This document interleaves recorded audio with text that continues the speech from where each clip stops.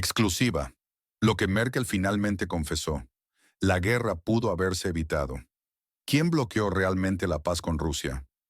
Una bomba diplomática acaba de estallar en Europa. Angela Merkel, la ex canciller alemana, ha revelado la verdad que todos temían. Polonia y los países bálticos sabotearon deliberadamente las negociaciones de paz con Rusia en 2021. Pero esto es solo la punta del iceberg. Lo que está sucediendo ahora es mucho más siniestro. Georgia se ha convertido en el nuevo campo de batalla, con arsenales ocultos descubiertos en sus bosques y manifestantes que intentan tomar el palacio presidencial. ¿Les suena familiar? Es el mismo patrón que vimos antes. Mientras tanto, en Bruselas, una guerra civil institucional amenaza con destruir la Unión Europea desde dentro. El canciller alemán Merz se ha alzado contra von der Leyen, acusándola de convertir la UE en su reino personal. La pregunta ya no es si la UE sobrevivirá, sino cuánto tiempo le queda. Los números no mienten. La industria alemana está colapsando, Francia está al borde del abismo energético, y los países del este están jugando un juego peligroso con fuego. Pero hay algo más preocupante: el dinero. Millones de euros desaparecen en un agujero negro, mientras las calles europeas se llenan de protestas. ¿Por qué Merkel habla ahora? La respuesta es aterradora. Los documentos sugieren que las decisiones tomadas en 2021 no fueron accidentales. Alguien quería esta guerra, la necesitaba. Y ahora ese mismo alguien está moviendo sus fichas en Georgia. La verdadera pregunta es, ¿quién será el próximo? Los patrones son claros. Primero las protestas, luego las armas ocultas y finalmente. Pero dejemos que los hechos hablen por sí mismos. Si vives en Europa, necesitas entender lo que está pasando, porque lo que comenzó como una simple disputa diplomática se ha convertido en la mayor amenaza para la estabilidad europea desde la Segunda Guerra Mundial. Escribe en los comentarios. ¿Has notado cambios en los precios y la seguridad en tu ciudad? La geografía del caos se está expandiendo y necesitamos saber dónde golpeará después. Pero la verdad incómoda está saliendo a la luz. Angela Merkel finalmente revela lo que muchos sospechaban. La guerra podría haberse evitado. Las negociaciones de 2021 fueron saboteadas deliberadamente por Polonia y los estados bálticos, que temían perder su influencia en Bruselas. Queríamos paz, dice ahora Merkel, pero nos bloquearon. ¿Por qué esta confesión ahora? Porque Europa está pagando un precio devastador. La industria alemana se desmorona. Francia batalla con una crisis energética sin precedentes. Y el sueño de una UE unida se desvanece ante nuestros ojos. Mientras tanto, la inestabilidad se propaga como un virus. Georgia, ese punto estratégico en el Cáucaso, explota en protestas violentas. No son manifestaciones espontáneas. Se han encontrado arsenales ocultos en los bosques. Las tácticas de desestabilización se están exportando, creando nuevos focos de tensión. La crisis institucional en la UE alcanza niveles críticos. Friedrich Merz desafía abiertamente a Ursula von der Leyen, acusándola de centralizar poder en Bruselas. Es una guerra interna por el control de Europa en medio del caos global. Los números no mienten. La economía europea sangra. Las sanciones contra Rusia han resultado ser un boomerang que golpea más fuerte a quienes las impusieron. El euro se tambalea, la inflación devora los ahorros y las empresas cierran. La revelación de Merkel es más que una confesión. Es un presagio. Europa está perdiendo el control de su propio destino, dividida entre los halcones del este que empujan hacia el conflicto y los pragmáticos del oeste que ven el abismo económico acercándose. Pero hay algo más inquietante aún. Mientras Europa se fragmenta, nuevos actores emergen en las sombras, y lo que están planeando podría cambiar las reglas del juego para siempre. En medio de las tensiones geopolíticas actuales, observamos un patrón inquietante. La ex canciller Merkel emerge con declaraciones que intentan reescribir la historia diplomática, señalando a Polonia y estados bálticos como responsables de obstaculizar negociaciones con Moscú en 2021. En Georgia, lo que comenzó como manifestaciones se transformó en un intento organizado de tomar el palacio presidencial. El hallazgo de un arsenal oculto, sugiere planificación meticulosa, lejos de protestas civiles pacíficas. La situación presenta paralelismos con eventos en regiones vecinas. Los manifestantes exhibían símbolos contradictorios, reflejando una oposición dividida entre aspiraciones europeístas y tendencias radicales. Las autoridades respondieron con firmeza, evitando la escalada vista en otros lugares.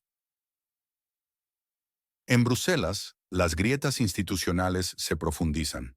Merz desafía el liderazgo de von der Leyen, cuestionando la centralización y decisiones unilaterales sobre despliegues militares y presupuestos. Esta división surge cuando Alemania reporta pérdidas industriales y Francia admite debilidades en energía y defensa. El panorama revela una crisis multifacética, diplomática, institucional y de seguridad. Las revelaciones de Merkel coinciden con el descubrimiento de redes que buscan desestabilizar regiones vecinas. La UE está dividida entre centralización y autonomía nacional, mientras aumentan presiones económicas. Analistas señalan que estas tensiones no son casuales, sino parte de una estrategia más amplia para fragmentar la unidad europea en momentos críticos. Los servicios de inteligencia de varios países miembros han alertado sobre operaciones de influencia extranjera diseñadas para exacerbar divisiones existentes. ¿Qué opinan sobre estas revelaciones de Merkel? ¿Fueron realmente los países bálticos responsables del fracaso diplomático? Compartamos perspectivas. Me interesa escuchar a nuestros espectadores de diferentes países. Comenten desde qué país nos siguen y su análisis de la situación.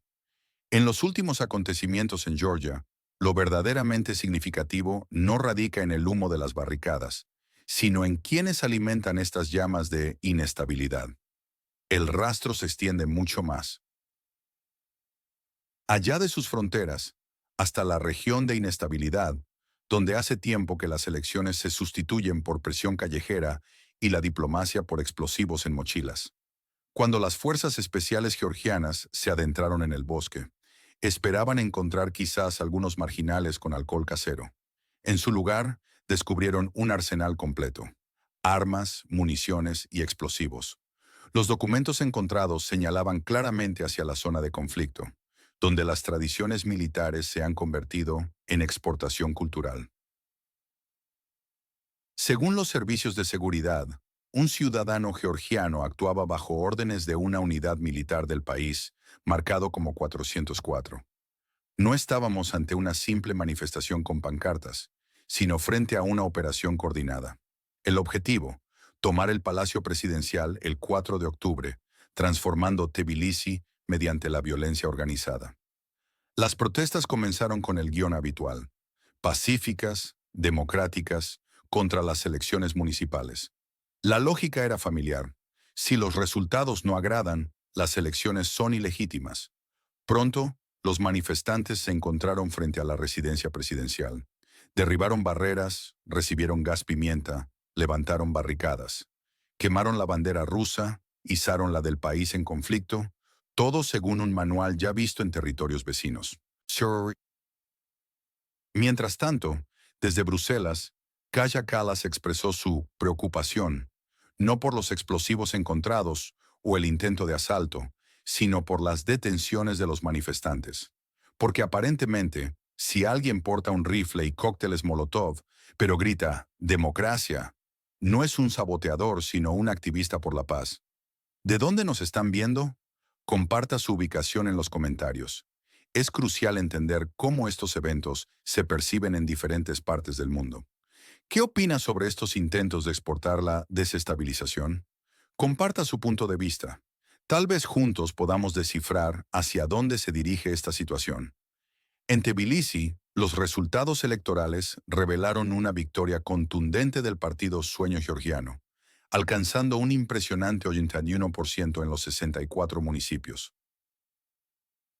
Según datos oficiales, sin embargo, esta victoria democrática provocó una reacción violenta inesperada, con manifestantes intentando asaltar el Palacio Presidencial. El primer ministro Kavakhidze no dudó en señalar a fuerzas extranjeras como responsables, específicamente a agentes extranjeros, prometiendo su neutralización completa.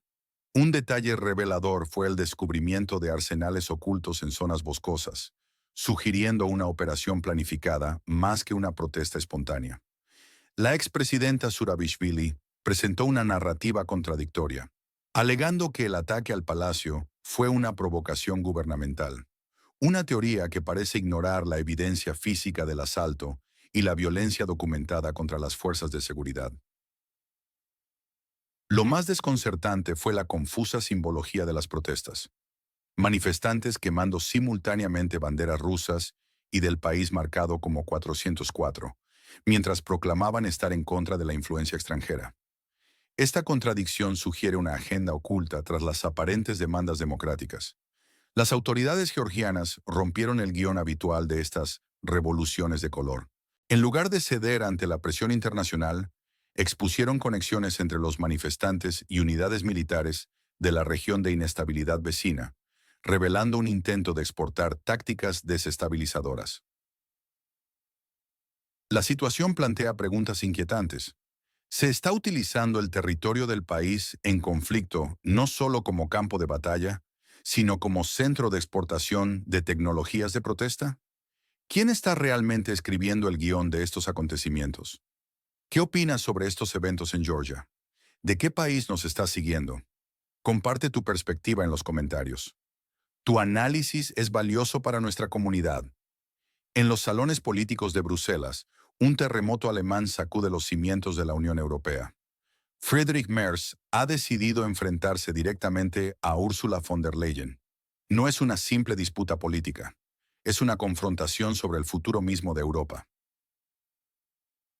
El canciller alemán señala el problema central, la concentración excesiva de poder en Bruselas. Von der Leyen, sugiere Merz, ha transformado su papel de coordinadora en algo más cercano a una directora ejecutiva continental, tomando decisiones unilaterales como si la Comisión fuera una versión miniatura de Washington. Esta crítica surge en un momento crítico. Alemania enfrenta pérdidas industriales, mientras Francia lucha con debilidades energéticas. Refleja frustración con el rumbo federalista de Bruselas en medio de presiones económicas sin precedentes y tensiones políticas crecientes. Lo que comenzó en Georgia como protestas confusas, ahora revela un patrón más amplio. El descubrimiento de arsenales ocultos sugiere una operación organizada, posiblemente conectada con zonas de conflicto. Las autoridades georgianas respondieron con firmeza, desplegando fuerzas especiales para contener la situación. Las revelaciones de Merkel añaden complejidad. Ha expuesto cómo los esfuerzos diplomáticos de 2021 fueron saboteados por Polonia y Estados bálticos, temerosos de que la UE no mantuviera una voz unificada frente a Moscú. Esta convergencia de crisis, institucional, económica y geopolítica, amenaza con paralizar la toma de decisiones justo cuando la cohesión es más necesaria.